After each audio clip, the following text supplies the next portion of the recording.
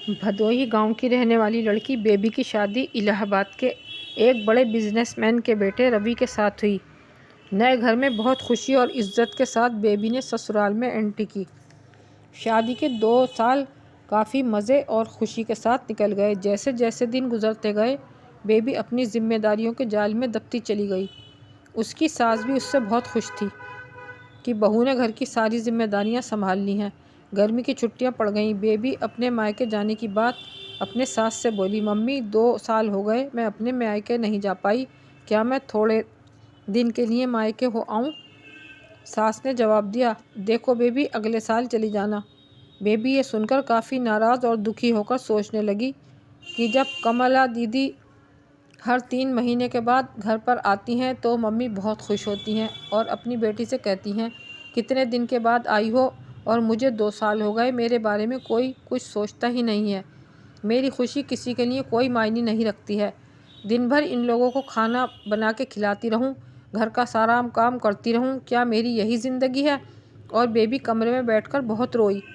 शाम को मेरी नंद आने वाली है, देखना मम्मी कितना खुश होती हैं। तरह तरह के खाने, कभी समोसे, कभी पालक पनीर तो कभी बिरयानी, तरह तरह की फरमाइशें मैं ही किचन में पूरी करूँगी। ऐसे में नंद की एंट्री हुई और वो कहती है, कैसी हो भाभी? अच्छी हूँ दीदी, आप सब लोग कैसे हैं? दीदी आप बैठो, मैं नाश्ता बनाती हूँ।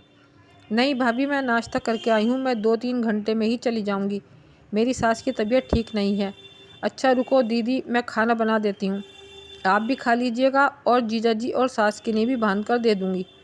दोनों नंद भाभी किचन में साथ साथ हंसी मजाक करते करते खाना तैयार करने लगती हैं।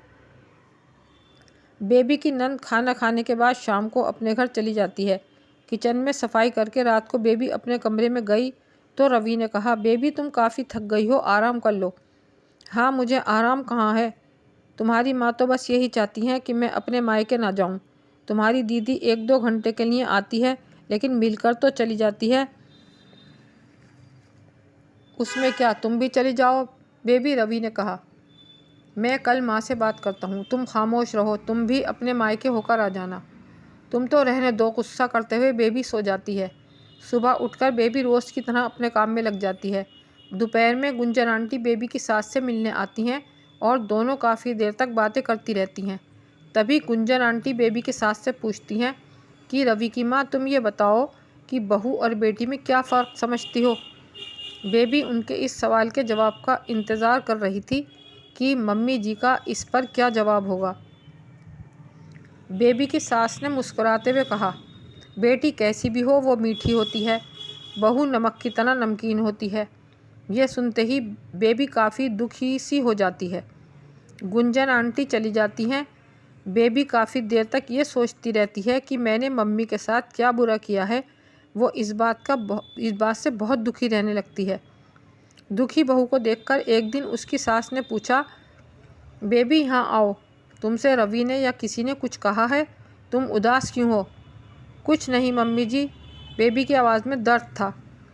तब उसे सास ने अपने पास बिठाकर पूछा, बताओ क्या बात है? बेबी की आंखों में आंसू भर आए। तब बेबी ने सास को वो बात बताई कि कैसे गुंजन आंटी से आप बहू और बेटी में फ़र्क बता रही थी, तो ये सुनकर तुम नाराज़ और दुखी हो, बस इतनी सी बात? अरे बहू, मैंने कहा बेटी मीठी होती है, वो चाहे कितनी भी गलती करे नज़र नहीं आती, वो गुड़ की तरह मुंह में घुल जाती है और खाने में अगर मीठा ना हो तो कोई फ़र्क नहीं पड़ता है। और बहू नमक की तरह है, क्योंकि अगर खाने में नमक ना हो तो खाना ख़राब लगता है, खाने में कोई टेस्ट नहीं होता और नमक खाकर हम उसके कर्जदार बन जाते हैं। ठीक उसी तरह तुम मेरे लिए वही नमक हो। मैं अपने मतलब के लिए तुम्हें कहीं नहीं जाने देती, क्योंकि तुम्हारे न रहने पर घर सूना सा लगता है। तुम इस घर को संभालती हो, इसलिए हम तुम्हारे कर्जदार हैं। बेबी सारी बात समझ जाती है और अपनी सास के गले लिपटकर रोने लगती है। शाम को रवि जब घर आता है तो अपनी माँ से कहता है, माँ, बेबी अपने मायके जाना चाहती है 1 दिन के लिए।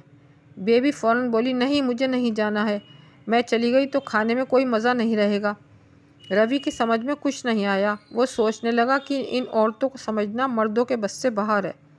कल रात तो मायके जाने के लिए कह रही थी और वो एकटक अपनी बीवी और माँ को देखता रहा।